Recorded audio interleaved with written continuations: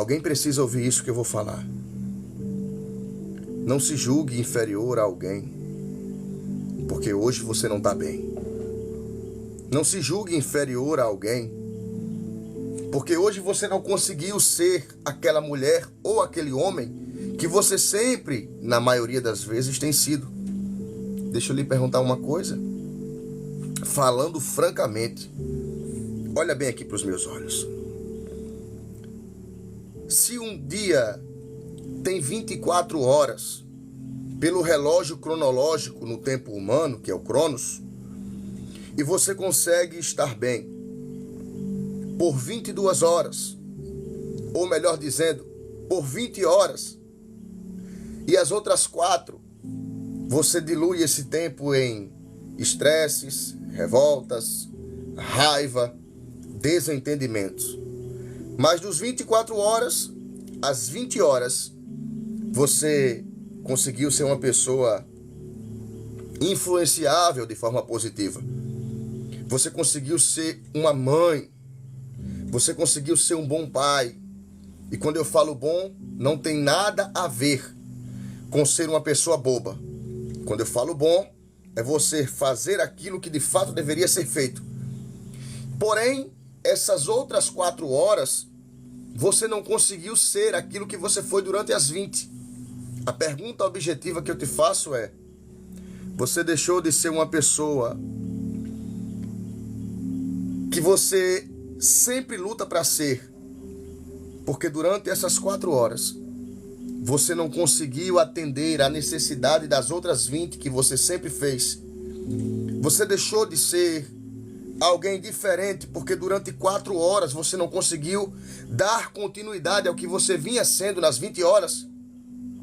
Sabe aquela pessoa que durante os 7 dias da semana ela está lá forte, firme, tem uma palavra de ânimo para alguém, ela tem uma palavra de incentivo, ela consegue ajudar, mas durante a semana houve um dia que ela não estava legal, ela se ausentou, ela preferiu ficar na cama ou no quarto, ou até mesmo silenciar as notificações, ela não quis diálogo.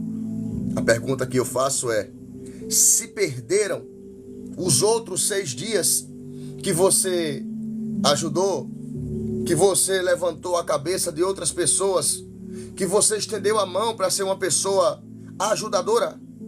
Por que é que eu estou falando isso? Porque existem pessoas que estão me ouvindo agora e se culpam porque hoje não estão bem, estão dizendo assim: eu não sirvo para nada, a minha vida está de mal a pior. Por quê? Porque você está se baseando em um dia que você não está legal. Você está se baseando em um dia que você não está bem. Você está se baseando em um momento da sua vida. E tem gente que está aqui ouvindo essa mensagem e está deixando de receber de Deus, porque está agindo como se fosse uma pessoa imprudente. Eu estou lendo um comentário aqui de pessoas falando coisas sem nexo, entenda? Não é religião. Isso aqui é fé, é Deus, é espiritualidade. Sabe o que me confronta às vezes? É porque as pessoas acham que Deus só vai falar na boca de alguém se você tiver de terno, o praxe, de terno, de gravata, de cabelo amarrado, de saia na ponta do dedo. Escute uma coisa, eu estou falando com pessoas que precisam ouvir essa palavra. E Deus está dizendo para alguém: você não precisa se prender ao hoje. Você não precisa se prender ao seu momento ruim. Mas infelizmente, existem momentos que é dessa forma. Estou falando para pessoas aqui que lutam todos os dias contra ursos e contra leões, contra serpentes e escorpiões. Mas sempre acontece de ter aquele momento que você não quer lutar contra o urso, você não quer lutar contra o leão. Sabe aquele dia que você chega na empresa, eu digo porque eu já tive essas experiências, e você diz assim: hoje eu chuto o pau da barraca. Se me disserem tanto assim, eu vou colocar fulana, ciclana e beltrano no seu devido lugar. Sabe aquele dia que você não quer nada com nada? Para você mandar um se lascar, basta olhar de cara feia? Eu sei que tem pessoas que estão exatamente nesse dia. Que dia é esse? É o dia que você perde as suas próprias expectativas. É o dia que você não está bem. E na maioria das vezes, você acha que você perdeu o seu valor só porque você está passando por esse dia. Escute, você tem uma trajetória, você tem uma história. E eu estou falando com pessoas aqui que perderam a visão de quem são, porque não estão bem hoje. Elias foi um dos profetas que Deus levantou e até hoje é usado como referência. Mas eu vou te falar algo importante. Quem aqui já ouviu o momento que Elias estava contra os 450 profetas de Baal em cima do Monte Carmelo? Quem aqui já ouviu essa história bíblica, essa narração? Quem aqui nunca ouviu que Elias era o maior rival de Jezabel e Acabe? Sim! Quem não ouviu que Elias orou e não teve chuva em Israel por um período de 3 anos? Quem não ouviu falar que Elias foi o homem que orou, que abençoou uma viúva de Sarepta de Sidom e a sua casa teve prosperidade? A pergunta é, mas poucas pessoas falam sobre o Elias que ficou cansado. 1 Reis, capítulo de número 17. Elias foge para uma caverna, depois de passar quase um dia de caminhada no deserto. E por que é que ele fugiu? Porque ele chegou um momento que não queria nada mais, a não ser se reservar.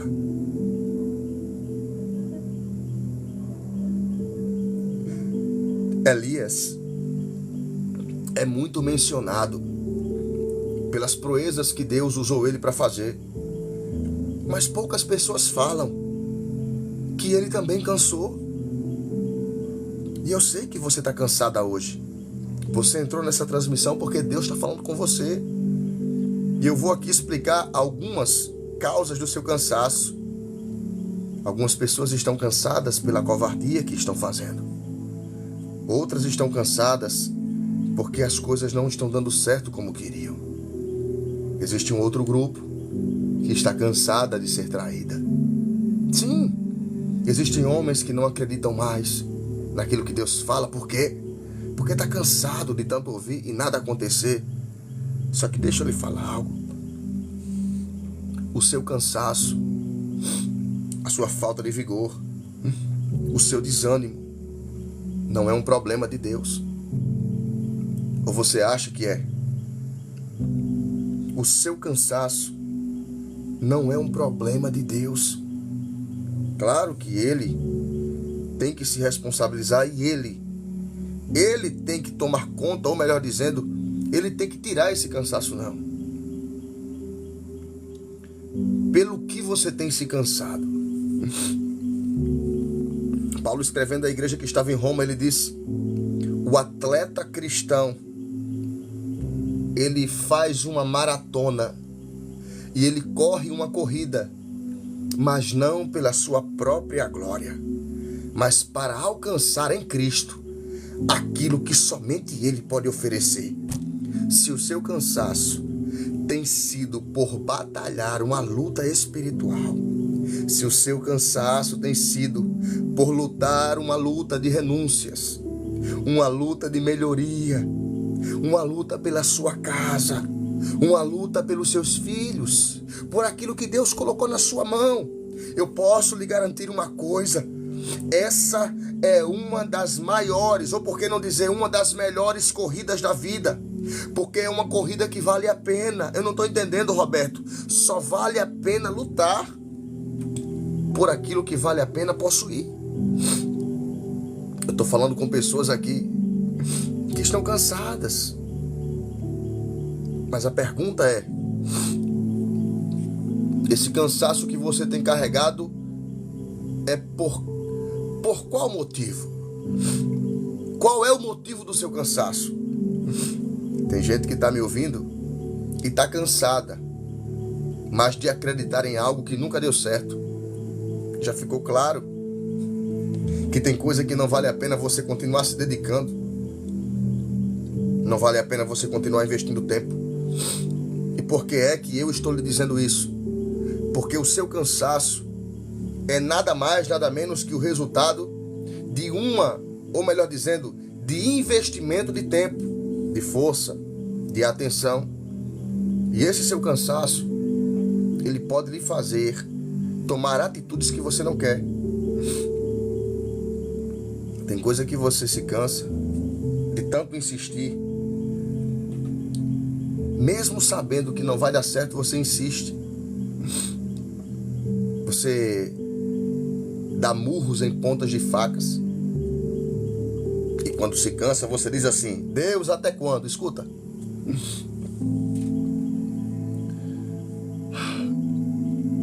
Eu entrei hoje aqui nessa transmissão com um sentimento. Que na maioria das vezes nós colocamos a culpa em Deus sobre algo que Ele não tem responsabilidade. Por que é que eu estou falando do cansaço?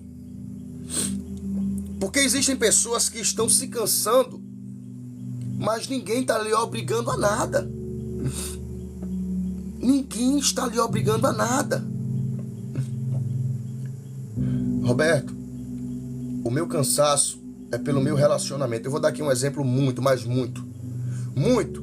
generalizado, porque 90% das pessoas que vivem uma vida a dois é assim. Eu tô cansada pelo meu relacionamento, porque eu peço mudança, ninguém muda. Eu peço para que haja concordância e não concorda, e uma série de coisas. E eu tô cansada disso, tá? A pergunta que eu te faço é: de quem é esse relacionamento? É seu? É seu? Então, se você acredita que vale a pena, eu não vim aqui para massagear o seu ego, mas eu preciso dizer, se você acredita que vale a pena se cansar por esta causa, você não precisa ficar chorando pelos cantos. Porque algumas pessoas murmuram, mas não saem de perto. Como eu posso falar mal de uma água que todos os dias eu bebo? Como eu posso dizer que minha esposa é uma maldição se todos os dias eu durmo ao lado dela?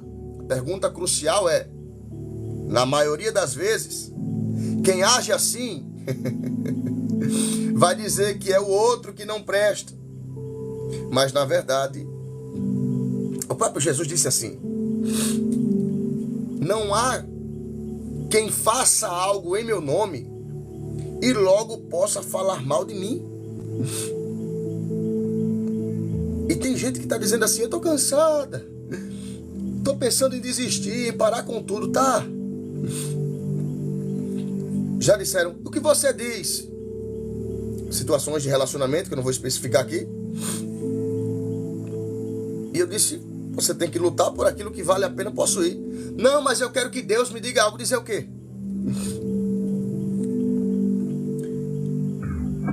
A maioria das pessoas, já percebeu, é sério. Se você vai entender o que eu vou falar aqui ou não, me desculpe a expressão, mas você já percebeu, ou conheceu alguém, ou já viu alguém que faz questão que Deus responda para ela algo que ela nunca perguntou para Deus no começo? Eu queria saber se o meu relacionamento é de Deus e sou eu quem tem que dizer, não, mas Deus vai lhe usar. Não sou eu que vou viver com você ao lado daquela pessoa. Não sou eu que vou assumir um matrimônio, um relacionamento. E o que você quer dizer com isso? Que essa responsabilidade nem é de profeta, nem é de papa, de padre, de pastor, não. E nem de Deus. Essa responsabilidade é sua. Não, mas eu queria que Deus usasse... você querer uma coisa. Eu também queria muita coisa na minha vida que não chegou até hoje. E eu continuei querendo. E o problema é que você toma suas iniciativas e depois você vai dizer assim, eu estou cansada. Mas foi você. E quando eu falo isso, eu me refiro trabalhos, vida profissional, vida conjugal. E tem gente que está aqui me ouvindo e não sei se vai continuar na transmissão ou vai sair, mas eu vou falar do mesmo jeito. Essa responsabilidade é tua. Se o seu cansaço é por algo que você já entendeu que não vale a pena possuir, por que continua se cansando? Por que você continua se cansando? Você entende isso? Por que continuar se cansando por algo que você percebe? Você entendeu? Por quê? Não vale a pena. Alguém precisava ouvir isso aqui. Agora eu quero ministrar uma palavra de Deus. Que Deus abençoe a todos que estão entrando agora. Eu quero ministrar essa palavra aqui que Deus colocou no meu coração. Aproveite nesse momento aqui e compartilhe com pelo menos 3 pessoas. Se você tiver Bíblia em casa, se você tiver o aplicativo da Bíblia, abra Lucas capítulo 19, versículo de número 5. Eu ainda estou me recuperando, gente. Essa mudança de clima aqui no Nordeste, uma hora chove, outra hora faz chuva. Eu não estou 100% da virose, mas eu creio, né, que logo logo vai estar tudo normal. Lucas capítulo 19, versículo de número 5. Se você puder, abra sua Bíblia comigo, por favor. Eu quero poder transmitir essa palavra. Diz assim: E quando Jesus chegou àquele lugar, olhando para cima, viu e disse-lhe: Zaqueu, desce depressa, porque hoje me convém pousar em sua casa.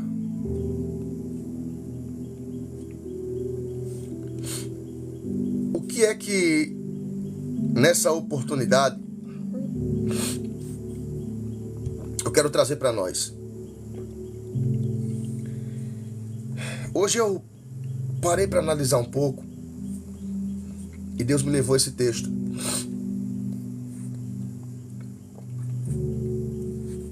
Se você nunca ouviu falar de Zaqueu, ou se já ouviu e esqueceu, eu tenho uma mensagem sobre esse homem hoje, baseado em um sentimento que o fez sair dos padrões de sua vida. E eu vou lhe explicar. Jesus, ele decidiu passar exatamente nas mediações próximo à cidade de Jericó. E naquelas mediações havia um homem que a Bíblia vai falar sobre a sua estatura, vai falar do seu tamanho, e também vai falar dos padrões de vida que ele vivia. Quem é esse homem? Zaqueu. Zaqueu era chefe dos publicanos. E talvez você não saiba o que é que fazia um publicano naquela época. O publicano trabalhava para Roma, cobrava impostos do povo judeu e das cidades vizinhas. E quem era Zaqueu? Zaqueu, nada mais, nada menos que o homem que cobrava os impostos do Império Romano. Dadas as circunstâncias, ele vivia bem, porque financeiramente era um homem abençoado até um certo ponto. Por ser um chefe publicano, ele conseguia ter acesso a informações que ele não liberaria para outras pessoas, ou outras pessoas não teriam acesso a coisas que somente Zaqueu tinha. Zaqueu era diferente na sociedade pelo seu status, pelo seu padrão de vida. Só que em um momento, ele ouviu falar que Jesus passaria perto de sua cidade. Mas antes disso, ele já ouvia falar dos feitos de Jesus. Antes daquele encontro, ele já ouvia falar de Jesus. E o motivo que fez Zaqueu se dirigir para o lugar que Jesus passaria é algo que só acontece na vida de quem realmente dá espaço. Zaqueu comia das melhores propriedades daquela época. Zaqueu tinha influência, Zaqueu conseguia coisas que outras pessoas não conseguiam. Só que na medida que ele tinha tanta coisa, ele também sabia que ele tinha falta de algo que nem ele mesmo sabia. E o que é que faz ele se aproximar de Jesus? Não é a curiosidade. Não é o simples fato de ver Jesus de perto. Porque o texto vai dizer que, sendo chefe dos publicanos, ele não poderia ver Jesus, porque era de baixa estatura e a multidão impedia. Sendo chefe dos publicanos, ele tinha autoridade. A pergunta que eu faço é: por que ele não usou a sua autoridade para pedir acesso àquela multidão? Por quê? Porque ele não queria ser notado. E mesmo sem querer ser notado, ele teve uma atitude de subir em cima de uma figueira brava para poder ver aquele que passaria por ali. Só que mesmo que Zaqueu não tivesse subido até então, no seu coração havia uma necessidade. Necessidade essa de se aproximar de Jesus. Eu volto a dizer, Zaqueu tinha dinheiro, tinha status, tinha um respeito, mas tudo que ele tinha não era suficiente. Tudo que ele tinha não conseguia preencher o vazio. E naquele momento ele vai subir em cima de uma figueira brava, e sem que ele dissesse nada, Jesus olha para ele e diz: tá aí, né, Zaqueu? Desce, porque hoje me convém pousar em sua casa. Como é que um homem que não fala nada, como é que um homem que não diz o que está sentindo, consegue receber uma resposta sem abrir a sua boca? Como é que alguém que está subindo no silêncio está recebendo uma resposta se ele não falou nada? É simples.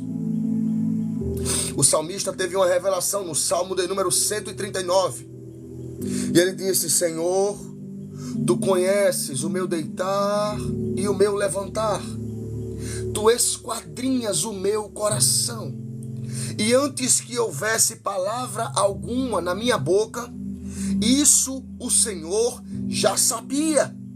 Mesmo que Zaqueu não falasse, Jesus sabia o que ele queria, ou melhor dizendo, Jesus sabia do que ele precisava.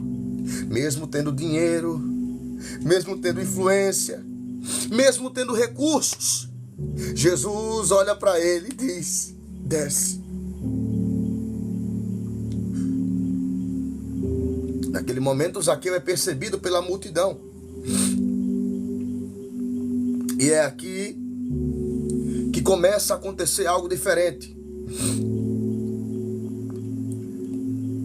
Porque como chefe dos publicanos, geralmente esses homens de posição não gostavam de se expor no sentido de descer na humildade, ou seja, não havia humildade, não havia quebrantamento, só o que havia era soberba. E eu vou lhe explicar por quê. Quando todos estão à volta, percebendo que é Zaqueu que está ali, no meio da multidão, começa um burburinho. Alguém talvez dizia um para o outro: não é esse o cobrador de impostos? Não é esse que faz questão de escravizar o povo? É Zaqueu, o publicano. Alguém olhava e ficava revoltado. Por quê? Porque às vezes o arrependimento de alguns vai ser o motivo da ira de outros. Eles não queriam que Zaqueu se arrependesse, porque naquele meio haviam pessoas que pagavam impostos. Era mais fácil alguém que quisesse que Zaqueu recebesse qualquer punição, mas menos o perdão. E eu vou lhe explicar e provar por quê. Porque quando Zaqueu desce, Jesus olha para ele e diz assim: hoje me convém entrar na sua casa. Ele leva Jesus para casa. Só que eu quero lhe trazer aqui para um cenário que talvez você não tenha tido acesso. Quando a Bíblia diz que Jesus entrou dentro da casa de Zaqueu, a Bíblia não está dizendo apenas que em uma mesa, com 2 ou 4 cadeiras, ficou Jesus de frente para Zaqueu, porque não era assim. Sendo chefe dos publicanos, a casa de Zaqueu, baseada na época, era uma casa grande. Uma casa que recebia acesso a muitas visitas. E o que era de costume? Ficarem pessoas pelas janelas serem baixas, ou convidados de dentro para participar de alguns jantares. E o que aconteceu naquele dia, ou naquela noite? Quando Jesus entrou na casa de Zaqueu, ficaram pessoas de fora e de dentro. Alguns eram convidados, outros eram funcionários. E o texto vai dizer assim: e o povo se revoltava e dizia: como pode um homem como ele comer com um pecador? Por quê? Porque a maioria que falavam isso eram judeus. E por Zaqueu já ser um homem, digamos que em viver na mira dos judeus, os judeus já tinham raiva porque ele era cobrador de impostos. E consecutivamente, como Jesus era o santo de Israel, filho de Deus, eles não acreditavam que um Deus tão santo pudesse sentar ao lado de um pecador. A questão é, os judeus se sentiam melhores do que os romanos, ou do que os publicanos, ou do que os gregos, ou do que os andarilhos, porque eles achavam que eles, somente eles, tinham o acesso ao Deus Criador do céu e da terra. E quando eles viram Jesus sentar e entrar na casa de Zaqueu, eles disseram: não tem condição desse homem ser filho de Deus. Por quê? Porque aos olhos dos judeus, era para Jesus agir de acordo com o que eles acreditavam. Por exemplo, olho por olho e dente por dente. Eles não queriam a misericórdia. Eles queriam a justiça e a equidade. E naquele momento, Jesus vai lançar uma palavra que vai quebrar aquele protocolo. Ele vai olhar e vai dizer: hoje entrou salvação em tua casa, Zaqueu, porque eu vi quebrantamento no teu coração. Você percebe que algumas pessoas ficam revoltadas quando você decide tomar algumas atitudes, quando você decide mudar alguns hábitos. Pode prestar atenção. Naquela mesma noite, Jesus percebeu que Zaqueu decidiu tomar uma iniciativa. Mas como é que seriam os próximos dias de Zaqueu se eles não haviam sido vividos? Eu vou repetir. Como é que Jesus fala para Zaqueu: hoje entrou salvação aqui? Porque Zaqueu se arrependeu naquele mesmo dia. Isso não quer dizer que Zaqueu não teria dias difíceis. Isso não quer dizer que Zaqueu não vacilaria no futuro. Mas a expressão de Jesus é em falar que ele viu a intenção de Zaqueu. Ele viu o que Zaqueu realmente queria. E mesmo que algumas pessoas desaprovassem, Jesus não deixou de entrar lá. Mesmo que algumas pessoas não apoiassem, Jesus não deixou de entrar lá. Você percebe que quando você começa a ter alguns comportamentos diferentes, a tomar algumas decisões isoladas para o seu próprio bem, é mais fácil aparecer quem duvide do que alguém que apoie. Deus abençoe. Você já percebeu que é mais fácil alguém lhe criticar do que dizer que Deus te abençoe, que essa mudança aconteça? Eu vou lhe dizer por quê. Porque geralmente quem fala isso, ou quem tem essas atitudes, são pessoas que não acreditam nem em si própria. E você pode dizer: como assim, Roberto? É simples.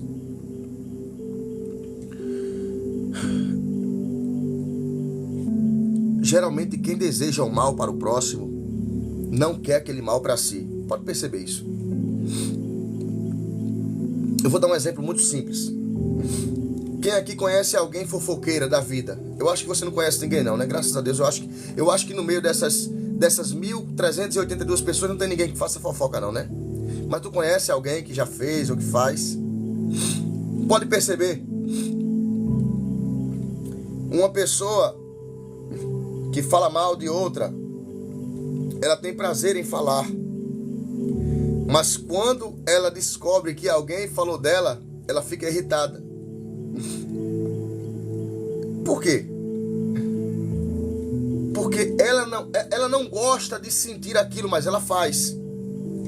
E o que é que acontece naquele episódio? Que as pessoas que estavam ali dizem: como pode esse sentar com o pecador? Porque na maioria das vezes as pessoas não querem. Elas não ficam felizes. Elas não apoiam quando você toma algumas iniciativas e até se sentem inferiores a você. A atitude que Zaqueu tomou mudaria sua vida para sempre. Ele precisou deixar de servir ao Império Romano, deixou precisar de ser cobrador de impostos, porque além de receber Jesus em sua casa, ele também se tornou um seguidor de Cristo. É aqui que eu quero tentar explicar isso. Foi Zaqueu que foi até Jesus. Dentro do seu ser, ele sabia que ele precisava de uma mudança. E não adianta ninguém tentar lhe obrigar a mudar alguma coisa se não acontecer aí dentro. Sabe qual é o nosso problema? É porque se naquela época Zaqueu fosse dar ouvidos aos judeus, os judeus pregavam religião, e para eles, arrependimento e santidade era algo que precisava ser visto aos olhos. Eu vou repetir. Para os judeus daquela época, e até hoje em dia é assim, o sinônimo de arrependimento, de mudança de vida e de santidade, de separação do que é iníquo ao iníquo, era refletido, era reflexivo naquilo que você apresentava no corpóreo, nas vestes, e ao público. Eles não entendiam, ou melhor dizendo, poderiam até entender, mas estavam fanáticos, acreditando que a mudança de alguém era do lado de fora, no estereótipo. Até porque Jesus disse que o que contamina o homem não é o que entra, mas é o que sai. Zaqueu não foi convencido por ninguém, mas ele foi até Jesus, e os próximos dias que Zaqueu viveu, porque ele não deixou de existir naquele dia, ele viveu uma vida de mudança, salientando que o desejo de mudar surgiu dentro dele. O desejo de mudança surgiu dentro da sua alma. É por isso que eu quero dizer para você aqui, escute.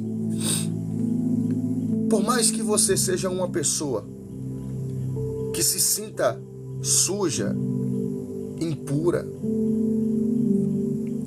que se sinta imerecedora, eu quero que você entenda que você não deve avaliar só os seus defeitos. Você não deve avaliar só as suas falhas. Porque cada pessoa tem uma estrutura. Às vezes você olha para a vida das pessoas e acha que elas estão vivendo melhor do que você. Quem aqui nunca fez isso, né? Eu olho para aquela família é linda, eu quero ter uma família igual àquela. Só que às vezes você não tem acesso aos bastidores. E por que é que eu estou dizendo isso? Porque tem gente vivendo apenas uma vida maquiada. E quando eu falo maquiada, é estereótica. É bonito por fora, mas somente Deus sabe como está por dentro. E por que é que eu trouxe esse texto de hoje? Porque Zaqueu, ele entendeu que a mudança que ele precisava, surgiu dentro dele. Mas antes que ele encontrasse Jesus, ele já tinha o desejo de mudar. Não dá para mudar sem força de vontade. Roberto, eu tenho ainda muitos costumes ou hábitos, mas a cada dia eu estou lutando pela minha melhoria. Glória a Deus. O desejo de mudança é que nos faz todos os dias melhorar 1%. Sem esse desejo de mudança, as coisas não chegam. Zaqueu percebeu que ele precisava de uma mudança. Por que ele percebeu? É algo tão pessoal, mas tão pessoal, que só ele sabe. Você acha que adianta você chegar para alguém e dizer assim: rapaz, toma vergonha nessa cara, muda, tu tem que fazer isso e aquilo? Você acha que por mais que você fale desse jeito, pode ser com um filho, uma filha, um irmão, um cunhado, seja lá o que for, por mais que você fale, por mais que você tenha autoridade, por mais que você tenha poder de influência sobre aquela vida, sem o desejo de mudança nada acontece. Sem o desejo de mudança nada acontece. E eu estou falando com pessoas aqui que às vezes se sentem inferiores a outras pessoas.